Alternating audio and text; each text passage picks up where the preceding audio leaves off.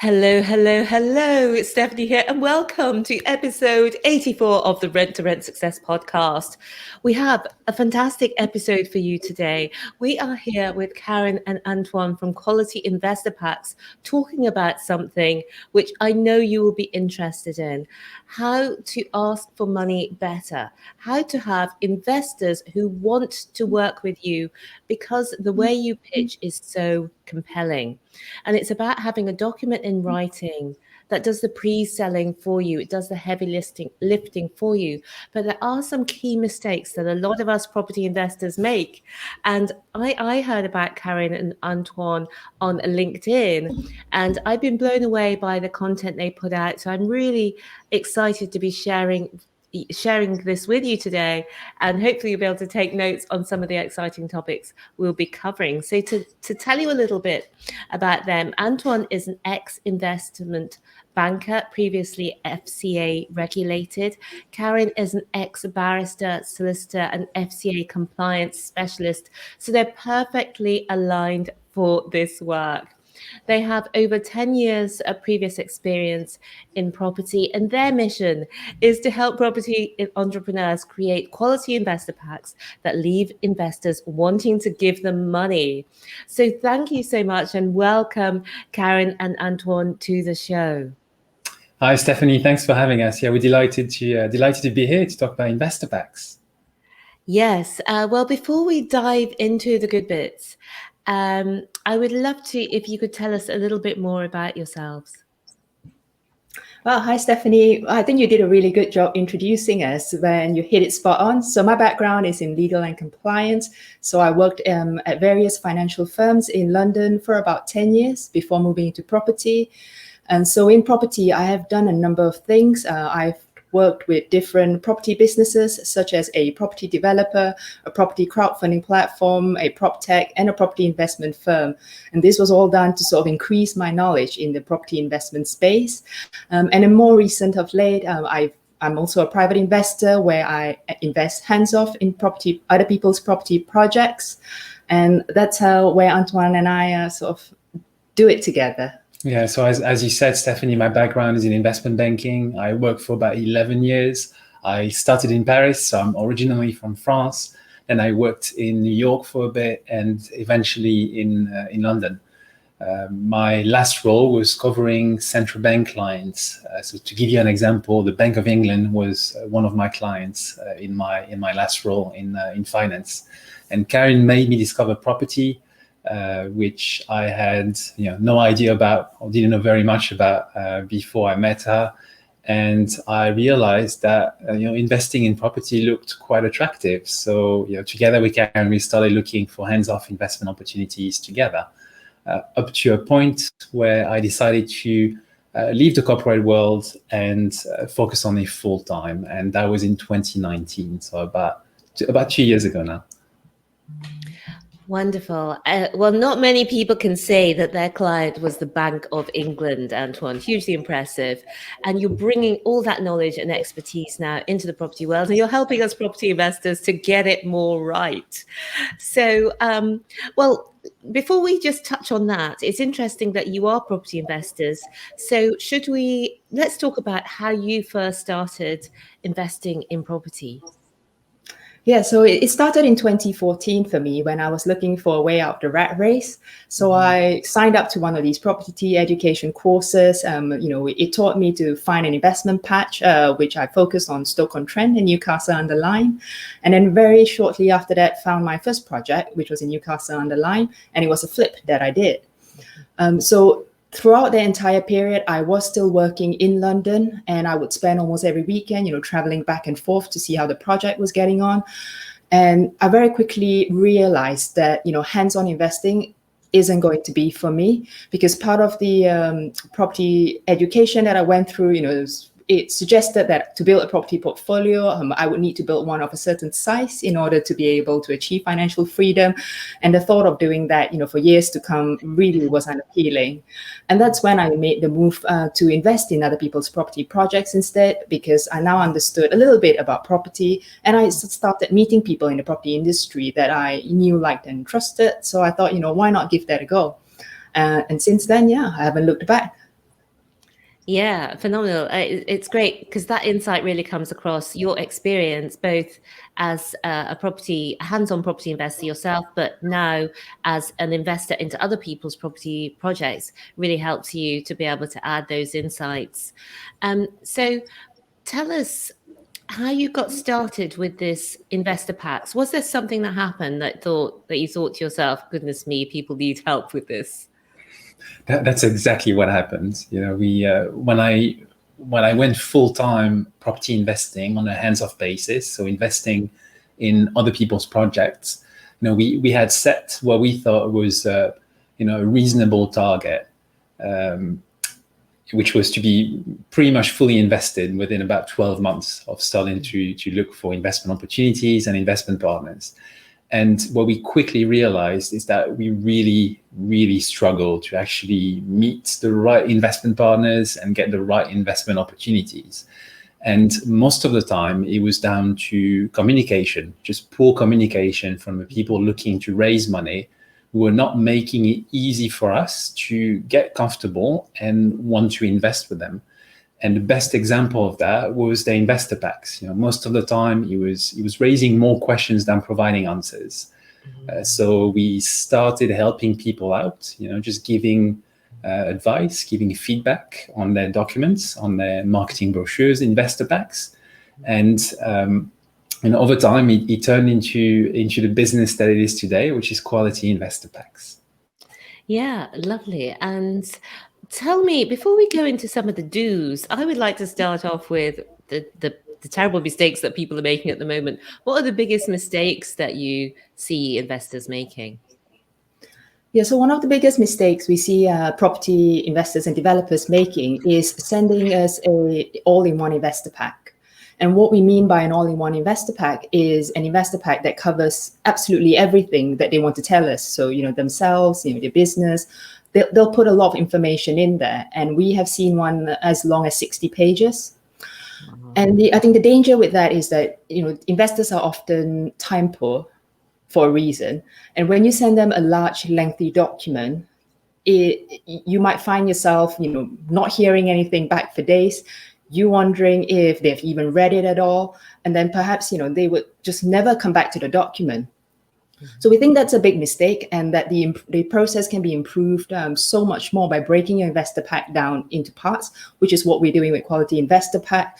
You need to send the right amount of information at the right time, because like everything in life, you need to build a relationship before kind of going all in. And a lot of people just go all in too soon. I think the key thing about investor packs is that your investor pack can do a lot more than just get your deals funded.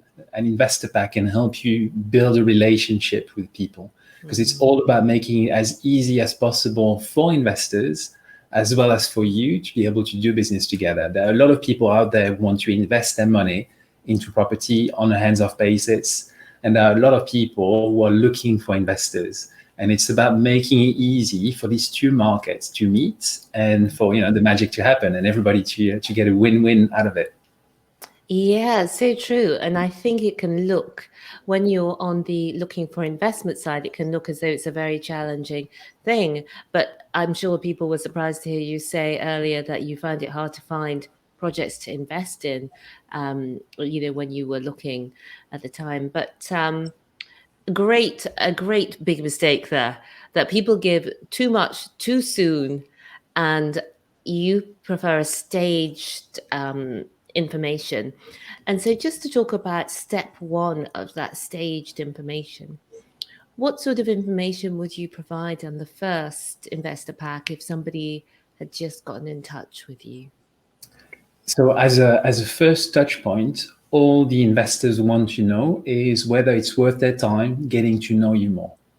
Okay, they don't want to know what a deal is about. They don't actually want to talk about a deal. It's too early to talk about a live deal, because they've just met you. What are the chances they're going to say yes to send you some money to support one of your projects? It's not going to happen. So all they want to know is find out whether it's worth their time getting to know you. So it's just providing some background information on you, what you were doing before property, what you've been doing since you've been involved in property, and what your business is like. And then on the back of that, you're making it easy for them to make that decision of deciding, okay, you know what, Stephanie, I'd like to know more about you, or no, it's not going to work. There are a few things that don't match what I'm looking for. So let's not waste any more time, either for me or for you. Yeah, so one of the best examples, I think, we teach our clients is to put themselves, to think about how you would approach a romantic relationship. So when you meet someone for the first time, you might think, wow, on paper, or maybe they look really attractive and perhaps you see them being an ideal life partner, but you don't know the first thing about them. You don't go in saying, hey, would you consider being my life partner? Which is essentially what you're doing when you say, would you like to go in on a deal with me that might last for a couple of years? You start out by getting to know the person. You ask very basic questions, who are you? Where do you work? It's a getting to know each other process. And if things work out well on that first meeting, you might say, well, let's have a second date. Let's get to know each other better. And that really is no different in business relationship, because you need to go through those same stages of getting to know one another, to building that sort of like and trust, and getting yourselves, both of you, to a stage where you feel comfortable enough to say, yes, I'm ready to enter into a relationship together. So perhaps when you think of it that way, it's not so different. It's just the same thing, but maybe asking slightly different questions.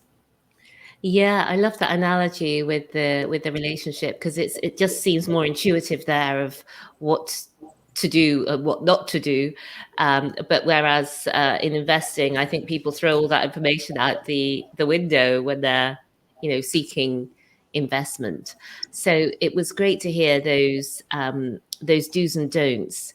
So what other I know that you give a lot of magic hacks that people can get when they find out more about you, and you have got some resources which we will touch on as well later on. But maybe if you could give us a couple of more things that people could begin to think about, maybe some takeaways from the podcast today. Yeah, I think that the main thing is about the timing. So when you should start looking for investors. And the answer to that is, do not wait until you have a deal to start looking for investors. Okay. So if you're looking for a deal right now, you should be looking for investors at the same time, because often when you have found a deal, it's going to be too late to start looking for investors. So yeah, the key is to start as early as possible to maximize your chances of, putting yourself in front of the right people. And when the deal is going to be there, when you're going to have a live deal that you're going to need funding for, then you're going to be maximizing your chances of people saying yes and supporting you on your journey. Yeah, and to echo what Antoine was saying earlier about making it easy for investors, you really want to try and think about the best possible way that you can make it easy for them to say yes to you, because really you want investment and they are looking for projects to invest in, and the only thing that's stopping them is that it's difficult for them to say yes. And so one of the key tools, which is their investor pack, is something that we believe they should try their best to exceed expectations, in that most of the questions that an investor will be asking should be answered in there. What we see happening a lot in the property world is that most property people would say, let's just have a coffee, let's meet up for a coffee. I'm happy to take you through it. I'm happy to walk you through my projects. And it's great that the property person is prepared to spend that amount of time. But what they need to bear in mind is that the investor may not have that amount of time. They're usually still in full-time jobs themselves, or they may have other things that they want to do, which is why they're turning to hands-off investing. And having every property entrepreneur suggest that they should meet for a coffee in person may not necessarily be the best way to move things forward, much as it is preferred by the property investor. So really, the best way to do it is to streamline the process, because it makes it easy for the investor. And in fact, it also makes it easy for the property entrepreneur, because you don't have to repeat yourself that way, because investors tend to ask the same questions. So, have all your basic questions answered in your investor pack, send it off, and you save precious time as well. Yes. And I suppose for many, investors like myself, who perhaps have got a podcast or a YouTube channel, and then you will get inquiries of people saying, I would like to invest with you, and so on. And then that would be a great time to be able to, that's a great time to have a process, to be able to have documents to send. And do you also recommend to have a slide deck. So if people do want to meet you, for example, on Zoom, then you can walk them through on a slide deck, or is that not the sort of thing?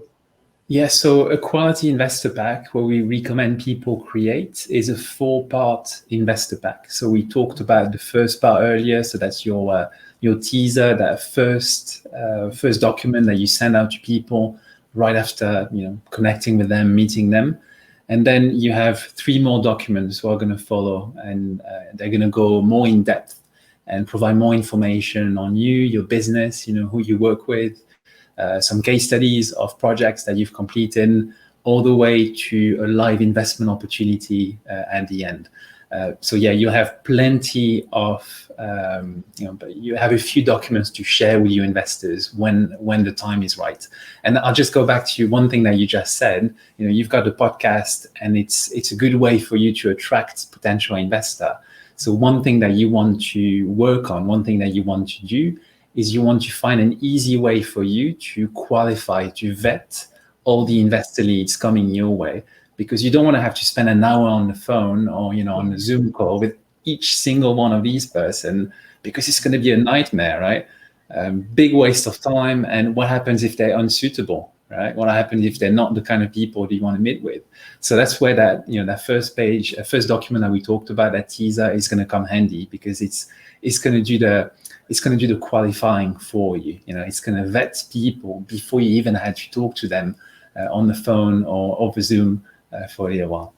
Yeah, and so we did say that we suggest that calls are used to sort of work out the intangible stuff, the values, the chemistry, things that you cannot really put into an investor pack, or you are unable to ascertain, from someone just reading your investor pack.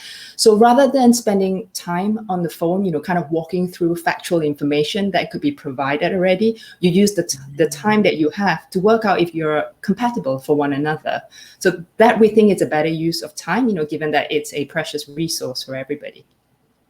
That's such great advice, because you're taking people all the way through. And I'm guessing that at the end of the first part of this pack, then it gives people, this is the next step. If you're this sort of person, without putting it in those words, if you're this sort of person and you like this sort of investment opportunity, this is the next step. Yeah, it's all about making it easy for all the parties involved, because people want to invest. There are people who want to invest, and there are people who need the money. And it's about making it easy for these two parties to meet and do business together. And there are motivated investors out there. We're only looking for good investment partners. There are people like us who want to work with reliable and trustworthy property investors and developers. So it's about making sure that you provide them with the right information to make it happen. Yeah. No, I just think that it's so important. And as you said, most people are not doing this. So I would love to know, this is just a curious question from me. What's exciting you for 2021? What kind of investment opportunities are you looking for going forward?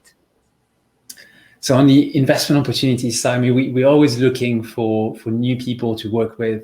One of the best things about quality investor packs, so the business that we've set up, is we get to work with really, really amazing people who are looking to do things right and do right by the investors. So that's given us opportunities, people to potentially work with. So we're very much looking to do more and more of that. Get to meet more people through our business, and take them further on their journey to raising investor finance. And what's the first step? I know that you do have some resources. How can people find out more about you and quality investor packs?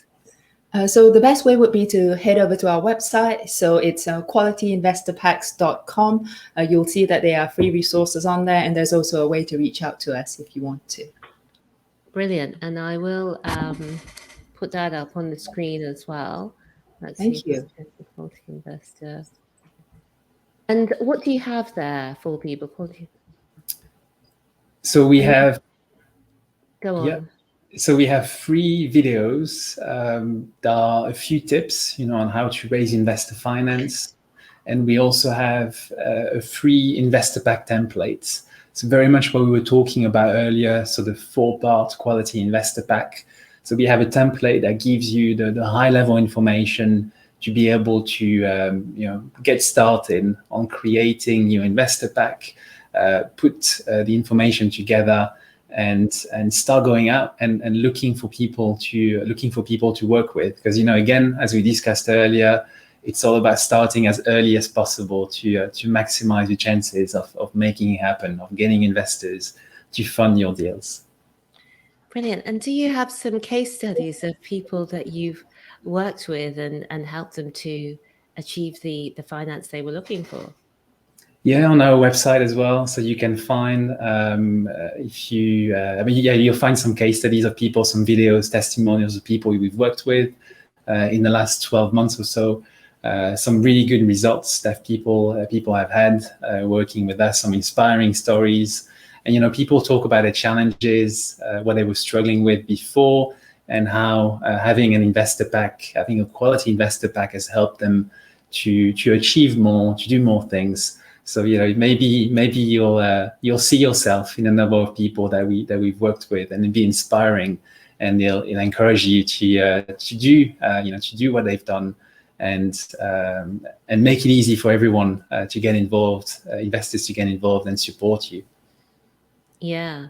And I think it's such a great thing to invest in, having this investor pack, because it can give you so much more freedom in your business, because so many people struggle in raising the right type of investment in property, because even people who start off with money often run out of money, and being able to do this is such a skill that most people don't have. So we've covered a lot today, the biggest mistakes, some of the right ways to doing it, how not to jump straight to I do on the first date. Is there anything else which I haven't asked you about that you would like to share with us today? Yeah, I think I would say, if you're someone that's looking to run property as a business, as opposed to an expensive hobby, then really you need to run your business in a professional manner that you can scale and that is sustainable. And having a professional investor pack is one way to set you apart from the rest, because it allows you to make a great first impression on the investor. So, we've heard from our clients that when they send out the first part investor pack, i.e. the company exec summary, that investors are taken aback and are surprised by the approach that they are using to say, wow, you've got a process in place, you're sending me a first document, or you're following up with a call, and then perhaps more information. And they were just blown away about how professionally it was done. And this was a feedback that we got from our client to say that this was the feedback from the investor. And which goes to show that I guess not many people in property are taking a professional approach. And so when you do that, it makes you stand out. And really, in a crowded marketplace, what you want to do is stand out. Yeah. Well, I really love the idea of the quality investor pack itself, but you just touched on something else, Caryn, which is so important, which is having a process. So from the moment that somebody first contacts you, say via a message on social media, may I invest with you, or can I find out more about investing with you? You've got a process. So I don't know if you want to tell us anything else about the process and how that works. So the investor pack is actually the process. So the 4-part investor pack recreates a conversation that you would be having with a private investor from the first point of contact all the way to investing in a project. And you're going to be introducing some other elements, like an introductory call or discovery call at some point, some follow-up emails, maybe a longer conversation at another point, just to make that conversation, that relationship progress alongside all the investor pack. As Caryn was saying earlier, the investor pack is going to provide the answers to most of your investors' questions, and then all the touch points, all the conversations, all the interaction you're going to have on the side is going to be about building that trust. Making sure that you know, the person looking for money, you are right for the investor, and they are also right for you, and it's going to work for the two of you if you decide to get into business together and decide to work together.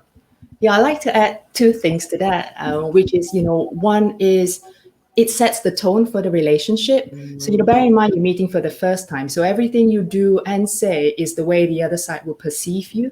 And by setting a nice professional tone, having a process in place, it only bodes well because the investor is going to have a good impression about how you're handling this process, which means, it's likely that you might be handling the rest of your business in a similar fashion. Obviously it's not always the case, but then, it sets the tone.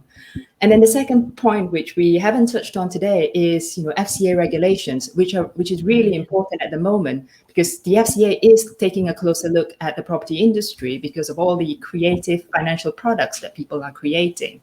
So the way we have broken down the quality investor pack also allows people to send information on themselves up to a stage where they will have to ensure before they send the investment opportunity, which is the part where they're asking for money, they have to be sure that that part is only sent to the right investors. And so by breaking it up the way we do, you can build that relationship without having to qualify the individual right at the start, because we appreciate that sometimes that can be a little bit much to ask when you've just met and you say, well, you need to do all of this, sign all this paperwork before I can even speak to you. And that's absolutely not the case. You are allowed to have conversations, but you're not allowed to ask for money. And that's why the quality investor pack is also broken down the way it is to take into account for FCA financial regulations. Oh, that is super important. I'm so glad that you brought that up. And yeah, the FCA regulations, some people don't know about them. Do you just want to say a little bit about the part of the regulation that we're talking about, just to explain to people who are listening who might not know what you're talking about, Caryn? Yeah, so I'll jump in on this one. So there are a number of things that you have to be aware of when it comes to FCA compliance, FCA regulations. But just to keep it simple as a starting point, when you are asking a private investor to invest in a project of yours, so you're inviting them to invest with you, that's what the FCA calls making a financial promotion. Okay, the FCA calls that making a financial promotion, and making a financial promotion is regulated. So there are typically there are only certain categories of investors that you can make a financial promotion to. And these investors are what the FCA calls exempt investors. And there are typically two categories of investors that you can make a financial promotion to. And they are high net worth investors or sophisticated investors. So your responsibility as the person looking to raise money from private investors is to make sure that when you make a financial promotion, so when you ask a private investor to invest in your project, so you need to make sure that they are either a high net worth investor or a sophisticated investor. So that needs to be before you make the financial promotion, before you ask them for money. And the way to do that is to get them to self-certify. So you get them to sign a form that says that they are high net worth or sophisticated investor. And so that's just as a starting point, that's the thing that you must do, whatever the opportunity is. And then there are other things that you need to do on top of that, depending on the type of deal that you're doing, the type of opportunity that you're doing as well. But as a starting point, you have to make sure that you are only making a financial promotion to high net worth and sophisticated investors. That's such a brilliant explanation, and some of that I hadn't appreciated in the way you've just explained it. So that was very useful. I just love the elegance of the model that you propose and the 4-part sequence. Because partly because it does that, but also because it opens the door. It lets people get to know you. It lets people become more interested and want to become more attracted to you, because you don't just download them with information all in one go that may or may not be relevant. You say, oh, here's the door open. This is the picture that I paint for you. Would you like to know more? And at each stage, the investor then gets to say, yes, I would like to know more, or no, this isn't right for me, and they can stop there. But yeah, it's very beautiful. So thank you again for joining us. Before we close, is there anything you would like to leave people with today? I think we'll go back to the first point, right? If you're looking to raise investor finance, don't wait until you have a deal to start looking. Okay, start building your investor base as soon as possible. So that means start looking for investors now. Don't wait until you have a deal to start looking for investors. Yeah, I agree, because then you get people who really want to invest in you. You know, they really want to invest in your deals. They're actually waiting for you to have deals to be able to offer out. And I'm sure as investors, there are people or developers that you particularly want to invest with, and that you're waiting for them to have deals available. Would that be the case? It's absolutely the case. There are, a handful of people that we've been building a relationship with over the last, couple of years, or last 12, 18 months. And yeah, we're waiting. We trust these guys. We know they're doing a good job. We've seen what they've done in the past. We like the way they're treating us now. They're nurturing the relationship, keeping us posted about what they do, what's happening to their business. And we're just waiting for the right opportunity to get involved with them. Yeah. No, so that's so important. So if you're looking for investment in your property business, I really encourage you to go over to qualityinvestorpacks.com and read more about what Caryn and Antoine have there, because it's so essential for property investors seeking finance. To do it elegantly and professionally and with ease and grace. That's the other thing, because it can feel like hard work as the investor trying to raise finance. But this way, you do some hard work up front, getting your investor pack ready. And then after that, it's just much easier for both parties. It is, yeah. And it's a lot easier to have a conversation when you are not pressed, because often people wait till they have a deal before they look for investors. And, investors can sense desperation. There's pressure on the conversation. So it's not as if you wait until you have a deal that the conversations become easier. If anything, they become harder, because you're really trying to push someone for an answer. So have it ahead of time, like, Antoine was saying, start early. And when there is no pressure, you're more likely to take time to build a relationship, to really get to know each other, so that you get to a place where you end up knowing that you can count on one another, because circumstances do change. But I think a lot of the problems that people say is that ultimately they don't know if they can count on the investor. Will the investor be good for their money when the time comes? And if you haven't built a relationship, you're not going to know. Yeah, raising investor finance doesn't have to be full of rejections if you do it right. If you build those relationships early on, and you take the time to make it easy for everyone, you give everyone the right information that they need to want to get involved with you. And it kind of makes you the prize as the person with the opportunity, because if you have got people interested in your investor pack and the opportunities, the type of opportunities that you can offer, and then you don't have an opportunity, several people, you could have it where multiple people are all waiting for you to have an opportunity to offer. And perhaps there's an element of competition between investors of who's going to get the opportunity to fund a deal. Yeah, so that's a really nice problem to have. And one of our clients has had that problem where, well, I say a problem, but it's not really a problem, where he sent out his quality investor pack and he got funded by the first investor that came back and said, they were happy with it. And then on the back of it, there were other investors who missed out because they were too slow, but have expressed interest. So what we did was to suggest the solution of crowdfunding to the property client that we're working with, because crowdfunding is a great way to pool investors' money together in a compliant fashion. So that way you don't leave them waiting, and you kind of get to nurture the relationship as it goes along. So if you have, somehow 5 investors that want to invest with you, great. When your next project comes along, if it's the right one for them, they can all play a part in it. And then this way they get to spread their eggs, if you like, in multiple baskets as opposed to one. Because as much as we like a particular developer, we also appreciate that a project can go wrong at any time. So what we prefer to do is to invest in multiple projects with the same developer, with the, increasing our chances of, things probably going more well than it would go wrong. So that's the same thing with crowdfunding. These investors can then spread whatever money they have across multiple projects. So there's always going to be a solution to the different problems, but that is definitely a nice problem to have, I think, when you have too many investors. Yes, and just something that you said there, I really like the idea of crowdfunding.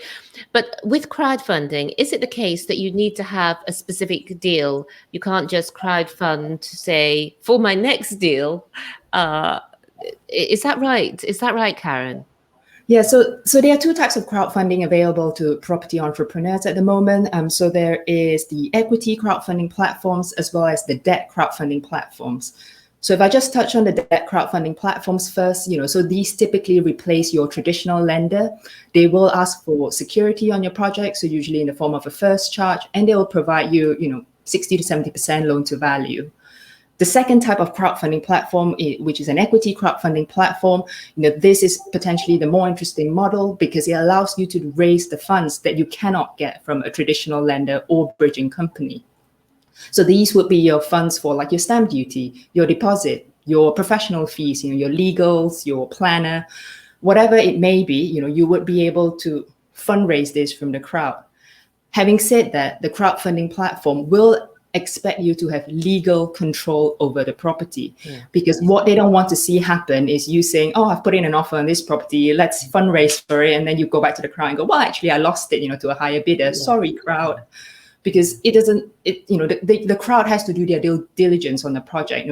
They spend time going through it. So I think the platform doesn't want to disappoint the crowd as well. It's not good for the property person who's raising the money to then say, well, actually, I don't have a project anymore. So you will need to have legal control in some way. You don't have to have purchased it. You could have negotiated an option agreement, but you must have control in some way.